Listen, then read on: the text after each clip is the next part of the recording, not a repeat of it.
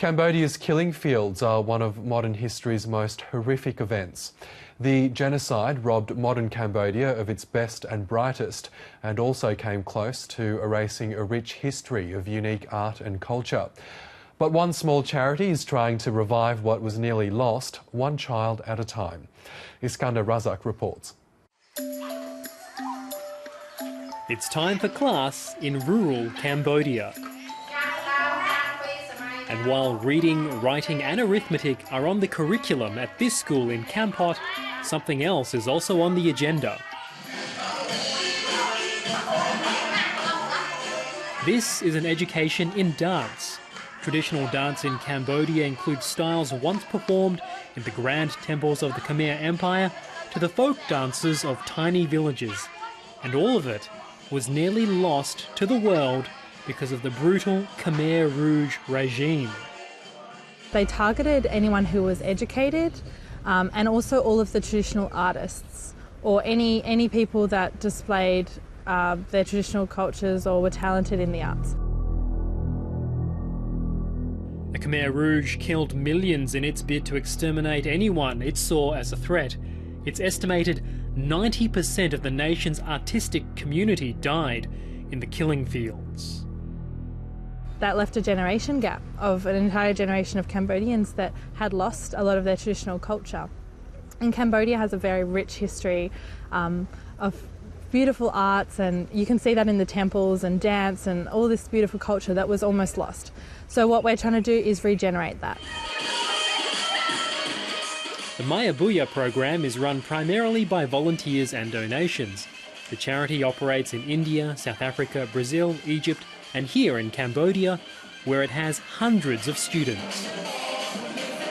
We've worked with over 600 young people in Cambodia. We currently work with 300 on a weekly basis. We have a team of Cambodians over there on the ground. That includes our partnerships, as well as our two lovely young women who are orphans of the Khmer Rouge regime. We also have an ongoing rotation of volunteers who come over specifically with specific skills that they contribute to our programs. Lida Vai is one of the orphans of the genocide, helping to revive what was nearly lost. When I work here, I'm very happy and excited. The small students are also very happy. But classes aren't restricted to traditional Cambodian dance. Hip-hop, Bollywood and Polynesian dance have also been taught, as well as other art forms like drawing and origami, to give the children an understanding of the wider world to the delight of all involved. My students are sometimes 10 years old. In state schools, sometimes 13 to 18 years old.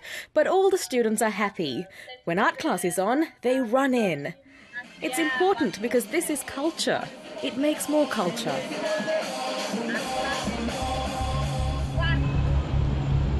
In a country of 15 million, 600 children is barely anything. And with a quarter of the population still illiterate, some don't see the arts as a priority.